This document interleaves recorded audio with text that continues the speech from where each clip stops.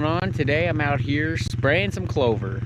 So we're out here spraying clover for grass today, and what we're spraying actually is clethodim. It's just some grass out max, but it's straight up just for grass. I fill our 14-gallon ATV sprayer up with 8 fluid ounces of clethodim. It's a little on the heavy side, but I like to make sure I get a good grass kill. This will only kill grass weeds, no broadleaf weeds. So typically for broadleaf weeds, I try to control all the weed control with mowing. Mowing will do 99% of it, and then anything that gets real crazy, I'll use 2,4-DB. But we're heading up on another vacation, so we're getting our spraying done.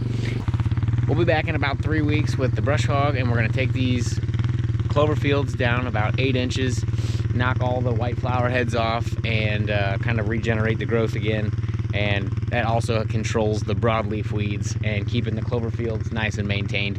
So if you take care of these clover fields and reseed them and frost seed them, you'll get many years out of a good stand of clover. This clover field in particular is on its 3rd year of growth, and as you can see, it looks really pretty and really nice. So far so good. A little bit of grass in there. Again, that's why we're spraying this clethodim. And up next we'll be mowing this, and then we'll be done. And the clover maintenance is pretty much done. Just one less plot you got to plant.